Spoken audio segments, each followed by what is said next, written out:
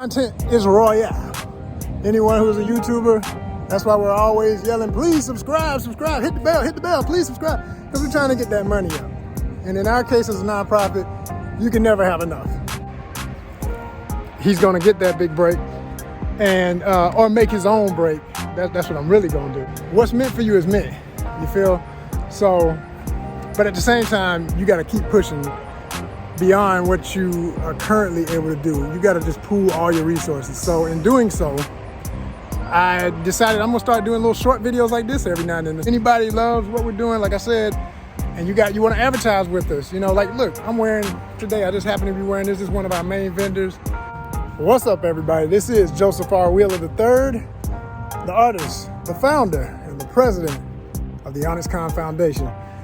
I'm gonna tell y'all a little story. A bunch of stories, actually. There's a content element I've been considering for quite some time.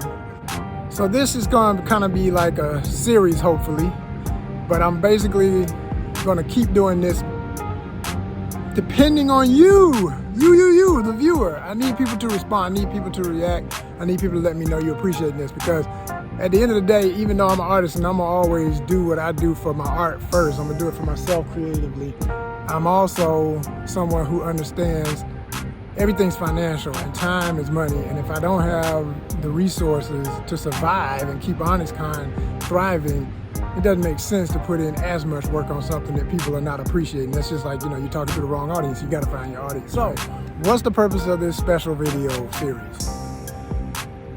Acting. The world of film and the new Hollywood of the South, Atlanta. If you didn't know, you should know, because it's been popping way before COVID.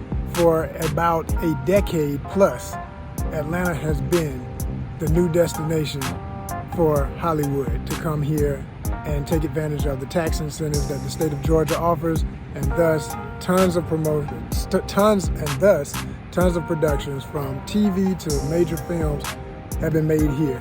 You name it, from Black Panther to Being Mary Jane to Ozark to Kevin Hart and Tiffany Haddish's Night School to, I'm literally naming projects I've been a part of, to, and make sure I put DC in there too, I mentioned Marvel, Black Lightning, that's my joint. I was on Black Lightning for two seasons, and it was an incredible experience. So my point of all this is to say, I know there's a lot of people who want to get into the biz, who may be in LA and can't break in because it's just so oversaturated, or you're in some super small town and you want to move to Atlanta and you're just trying to know, what is it like what's it really like? When I get to Atlanta, is it going to be everything I heard about? You know, can I just come to Atlanta and make it big just because, hell, I'm African American and I want to work in Tyler Perry movies because I hear he puts people on, or hell, or any ethnicity, and I've just heard that, you know, you can get it there like you can't get it anywhere else. The truth of the matter is everything I'm about to be telling y'all in these videos, it's not gonna be a tell-all, but it will be a tell what you need to know on a as need to know basis. Let's put it like that. You know, I will protect the innocent and also out the guilty. No, I'm interviewing myself to give y'all this content through ONYXCON, which is a nonprofit 501c3 nonprofit in Atlanta. Please, if you like this and everything else you see here, make sure you subscribe. Make sure you hit the bell. You know the stuff we all say. All us YouTubers, we just all say the same thing. But really though, if you're loving it, show the real love. Push some buttons. It don't take but a second. Pow, pow, pow, and you in. And we get the residual results over time from going viral, from getting the love from y'all. So please do that. So let's talk about it. Let's talk about what it really takes to get into the biz, okay? First and foremost, I would say one of my theme songs that I often listen to, play in the back of my mind whenever I'm on set, is The Business by A Tribe Called Quest. All my hip hop heads, you already know. But for anybody who's young, into hip hop, but just didn't never hear that song and doesn't know enough about Tribe Called Quest, or otherwise called Tribe often for short, look that song up. Because even though they're talking about the music business, everything they say in that song still applies to any other part of the entertainment business. And pretty much a lot of flashy, fame-driven industries. But definitely it applies to the film business. So, I've been in this biz now for over 8 years. It blows my mind every time I say it out loud. And whenever I talk to people on set and I tell them, yeah, they're new, like, how long you been doing this? Oh, I've been doing it about a year. Okay, all right. How about you? Oh, 8 years? And I can remember having that reaction to friends of mine once upon a time. Like, I would talk to people and ask them and they would say 5, and I would be like, 5 years? Because entering something like this, you kind of, once you start doing it, you start trying to think, oh, it shouldn't take that long for me to, break a leg, get the big break. It's not determined by anything you can imagine other than just hard work, perseverance, and just literally believing in yourself and really working hella hard, getting the skills you need, and continuing to build them, because it's a constant learning curve like everything else you're going to do as an artist in life, or anything you do it, but we're speaking to the arts. This is art life. This is real art. When I first started, the thing was I got in because, well, let me say this. I started on a friend who did an independent film. I always count his as my very first because it wasn't the first time I'd ever been on a set. When I was younger, I did, I went to a music video shoot for, oh my gosh, who was that? Oh my gosh, what's the girls? It was a girl group, the rap group. Oh, I can't even think of the name now, but it was classic ATL Southern bass, all that. And it was a fun shoot to be at because everybody's dancing and having fun and all this stuff is in a club. But it took so long for them to set up shots, and it took so long, each scene, and it took so long. That time in my life being young, and when I say young, I was probably in college or whatever, I didn't have the patience to be there. Me and my friends, we just left before it got to the point where they would have needed us as extras. We weren't going to be paid. It was strictly show up and get seen if you're willing to wait it out and be seen. And that's what we tried to do, but we didn't have the patience to do it, and we left. So I laugh about that because I laugh thinking, this is why when I'm on set now, as a mature, grown man, I see young folks who complain who are new to this, and I know they're gonna walk out, or they're gonna leave, or they're gonna stop coming, or they're never gonna do this again, but they say they want it so bad. So now at that time in my life, I wasn't thinking about being an actor. It was literally like, I just wanna be on a set and see how this thing goes, how it feels. So it was a whole nother mind state. I wasn't ready. And I never would have thought back then I'd be doing this later, right?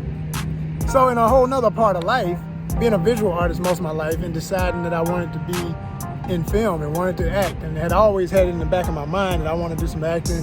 I know I'm a writer, I love to write, and I've written stories, and I want to make screenplays, and I want to produce some films.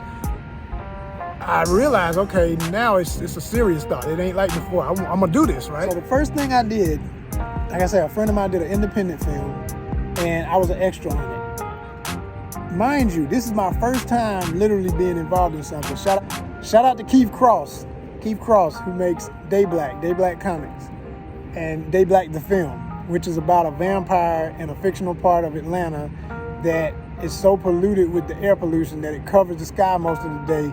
So as a vampire, he can walk around without having to worry about sun rays, because it's always so just overcast to the point where he's got a natural sunblock all day. And he's a tattoo artist, which is semi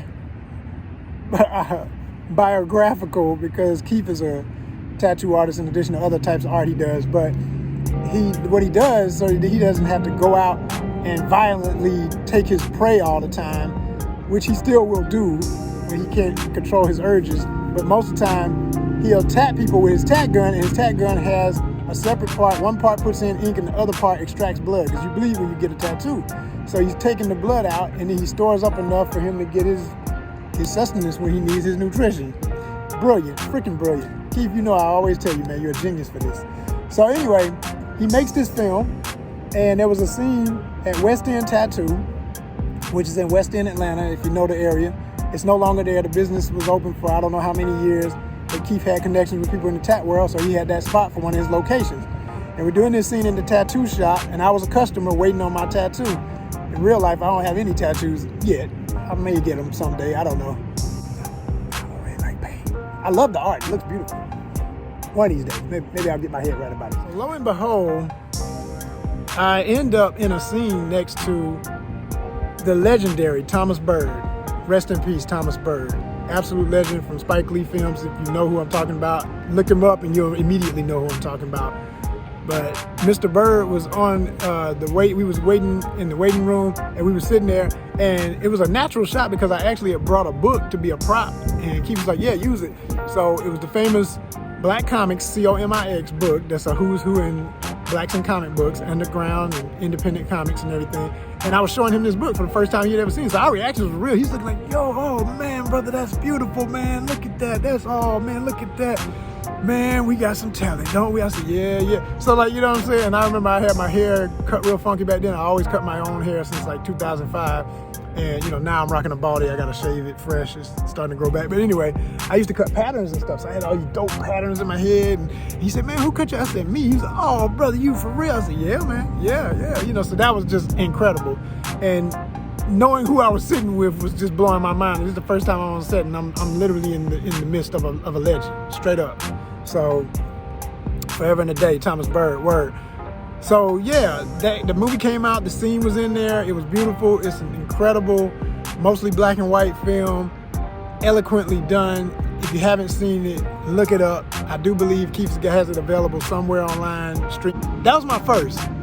My next big opportunity, which would break me into the Hollywood scene, was my buddy, my day one homie, Diallo Riddle, the legendary Diallo Riddle, who's a writer and an actor. He's on Southside. He's on Sharon's show. I'm about to say Sharon's Showcase because that was part of the inspiration for the name of the original club here in Atlanta, Sharon's Showcase. But Sherman's Showcase, all right? So that's my dude. That's my homie Diallo. And they were in town shooting something that unfortunately never came out. It was going to be a show on a major network called Brothers in Atlanta that was about two guys in Atlanta trying to make it. They were good friends. They're both artists. And his writing buddy, Bashir Salahuddin, I think I'm saying your last name right. I always tense up before I say that last name, wanting to say it right. That's a homie too. I know Bashir. But the two of them been writing buddies since they were in college. They both came out of Harvard. And so they produced this thing. And because of their connections in Hollywood and otherwise from years and years in the biz, I mean, writing on doggone The Tonight Show with Jimmy Fallon. I mean, they've done a lot. They've done a hell of a lot. So this was their big break for a show, a huge break. It was incredible. I mean, the amount of talent and the people involved in this was insane. The cameos out of control. Everybody in Atlanta who was somebody was in it somewhere or another. Big Boy was in it. Doggone Keith Sweat. Oh my gosh, Maya Rudolph was in it. I mean, she was hilarious. So all these people on this thing, it was comedy and everything, but it was like kind of semi-dramatic comedy. Yeah, this thing was really dope. And unfortunately, it never came out, but I had the grand opportunity of, I was hanging out with Diallo one time. He was in town shooting it. And, you know, we just hanging out as homies. And I'll never forget the golden question. I said, hey man, y'all need extras for that? And he was like, yeah, you want to do that? I was like, yeah, for sure. I mean, you get me on, man. I just want to try it out. So it was a serious question because I really was like, this is my opportunity to get on a Hollywood set and see how that flows. He got me the opportunity, but not only did he get me the opportunity, he gave me literally a feature. Back then I didn't know the lingo. I didn't know what a feature really was. I just know I'm gonna be doing background. I ain't gonna have no lines. Background don't talk, you know, extras if you don't know the term. But we say background artist or background because you don't want to be the extra. I mean, you can say extras, but there's the negative connotation of the extra. Person all in the camera looking, doesn't care, hey mom, and you're supposed to be looking around, not looking at the camera, not doing things, not saying nothing. Supposed to be pantomiming and not pantomiming. So all of that silliness. So yeah, I got on this set for the first time with my day one homie, and I'm there. I mean, I'm physically in the scene and everything. I got a chance to see the footage. Even though it didn't come out, I did get a chance to see how it looked, and it was amazing. And it's just, yeah, that was my getting in the door, you feel me? Now, the funny thing about it was, back then, this is at a time in Atlanta's background history of casting for background where the rate was 64/8. Wow. That literally means up to 8 hours you get paid $64. Over that you get time and a half. So break that down. So it's basically $8 an hour. And you know, it could be time and a half. So 8 plus 4, $12 for every hour over the 8. Now, I didn't know that. I had gotten a high rate for that background, you know, for that featured extra moment. You know, I forget what it was, but let's just say it was at least 100. It was good. It was really good money. And, you know, considering. And so even though I did waiting and holding, got my first taste of that, waiting with the rest of the extras and seeing how that vibe was and all these different personalities. And I always say it's like the most fun jury duty you can do with the right people, or it can be hell. But it was pretty cool. Even though we were cold, I remember it was in the winter and it was cold as a bug in our holding at one of the places we were holding. So, you know, all of that stuff be coming with the territory. It was just cold on that set. I can remember that. And so we did the scene. It was incredible. Like I say, it was my first taste, and I was so hype about it that at the time I was going through a stage. I was headed towards a divorce. I was going through that, and I didn't like my job I was in. I was working with seniors. I was teaching art, and I love my seniors. They love me. You know, I got a million grandmas and grandpas and uncles and aunties at work, but I can't survive, y'all. You know, it's like this, and I'm not living my dream. I'm not living my passion. So I had to get out. And this was my way out. I just, like they say, you put on your parachute and you jump. I jumped. But the lesson I learned was, you thought it was gonna always be that money you got for feature. Like I said, I didn't know what feature meant. It really cracks me up every time I think about this, because no one really explained to me. I just thought, yeah, you know, I'm getting preferential treatment because that's my boy and I'm on his movie or whatever. So, I mean, I know it was gonna be good, but this is good money y'all making around here. It's like, no, dude, that's not the rate on the regular. So then when I just jumped, and I have no regrets because it literally changed my life, got me out of what I didn't like and got me in a whole new reality, I started from the ground up. And I worked my way all the way back up to having features where you still don't get the rate of a feature. You just happen to, you know, somebody places you in the scene next to somebody who's the main talent, and you still get the love of the moment, but you didn't get the rate for what that's worth, okay?